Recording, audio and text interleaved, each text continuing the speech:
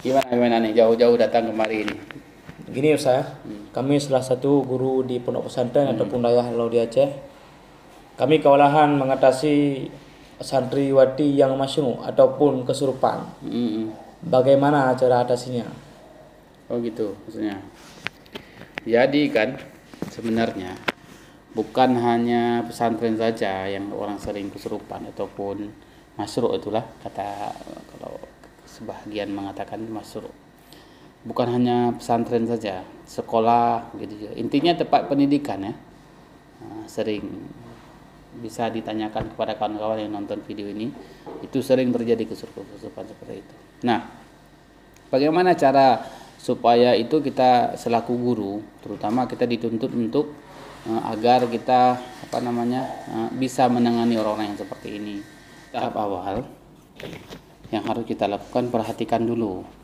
Yang pertama sampai yang kira-kira 5 orang. Siapa yang pertama kesurupan, yang kedua reaksi, yang ketiga sampai ke 5 reaksi.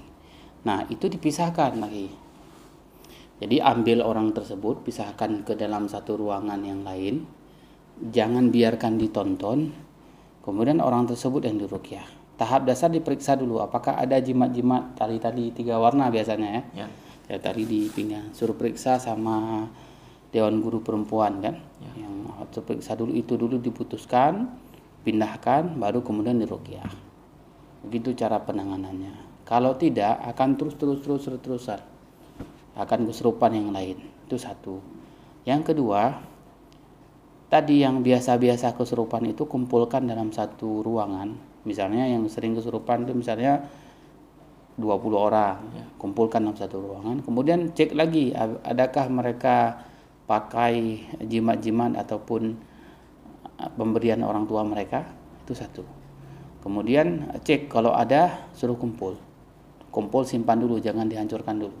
Kemudian berikan pemahaman kepada mereka bahwa syaitan itu sangat suka kepada mereka-mereka yang meyakini ada benda-benda ataupun jimat-jimat yang dapat melindungi dia. Sampaikan tauhid kepada mereka agar mereka tidak bergantung kepada jimat tersebut, bergantung kepada amalan-amalan zikir.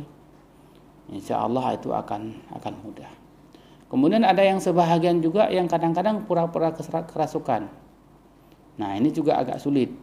Yang pura-pura kerasukan. Nah, yang pura-pura kerasukan ini takuti saja. Bagi yang pura-pura, awas ya, kalau nanti kamu pura-pura bisa-bisa nanti betul-betulan kesurupan. Atau setiap kesurupan nanti akan kita mandikan dengan air comberan misal. Nah, jadi mereka kan takut. Jadi akhirnya tidak kesurupan. Nah, yang betul-betul kesurupan ini hendaknya pada saat itu ditenangin saja, kemudian biar dia sadar dulu.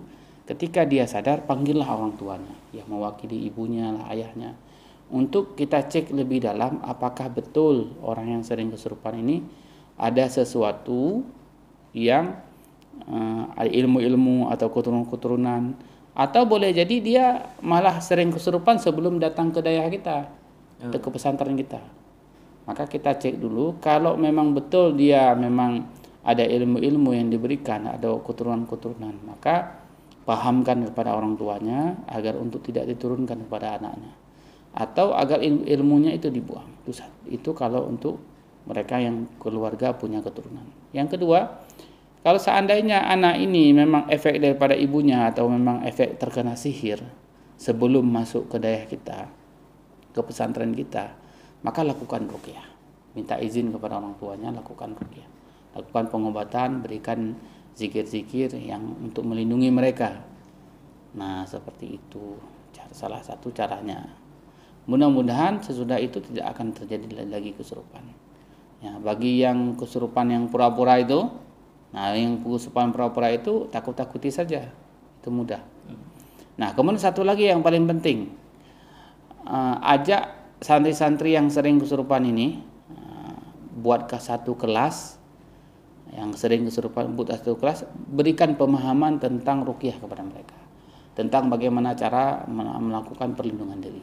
Bagaimana? Sudah pernah dilakukan seperti ini di daerah? Belum, Ustaz. Nah, insya Allah nanti kalau sudah dilakukan seperti ini, tidak akan terjadi lagi kesurupan. Ya, Insya Allah. Nah, intinya pimpinan ataupun orang-orang yang guru-guru di daerah itu memang perlu belajar ruqyah. Untuk apa? Untuk agar kita bisa tahu cara penanganannya. Kebanyakan orang menuduh bahwa wah, daerah itu pesantren itu banyak jinnya gitu ya. Ya. Padahal kadang-kadang pesantren daerah itu tidak ada jin, dia ada setannya. Justru anak-anak yang masuk ke situ sudah duluan sakit sebelum dia masuk ke pesantren. Ketika mereka melakukan amalan harian, zikir dan segala macamnya, ada setan itu kepanasan. Kadang-kadang orang tua juga tidak paham tentang perkara ini. Kalau di rumahnya kan tidak ada zikir ya. Kalau di pesantren sudah ada zikir ya. Nah, ketika kena zikir, setannya ini yang ngamuk. Dia tidak mau seperti itu. Intinya yang paling penting adalah pahamkan keluarganya, sampaikan kepada keluarganya diagnosa yang betul. Kemudian kalau dia pakai jimat-jimat, azimat-azimat yang dia anggap itu dapat melindungi dia, pahamkan. Kemudian kalau memang betul-betul dia terkena gangguan jin sebelum dia masuk pesantren atau terganggu dengan gangguan jin di pesantren, maka lakukanlah ruqyah untuk mereka. Begitu. Insyaallah. Insyaallah sah. Nah, nanti mudah-mudahan video ini bisa dibagi-bagikan kepada kawan-kawan yang punya yang guru di sekolah ataupun guru di pesantren. Mudah-mudahan ini bisa atau kalau memang belum tahu caranya, lebih enak, lebih mantapnya lagi bisa undang tim kami, tim Ruqyah RSA, Ruqyah Syariah Aceh. Nanti kami akan datang nanti beberapa orang, kita buat penyuluhan dulu, pemahaman kepada anak-anak santri, terutama sekarang ya, anak santri baru ya. Biar mereka tidak kesurupan. Ya, begitu aja ya. Insyaallah. Nah, mudah-mudahan berguna untuk kita, untuk orang lain juga yang menonton video ini. Insyaallah sahabat semuanya ya.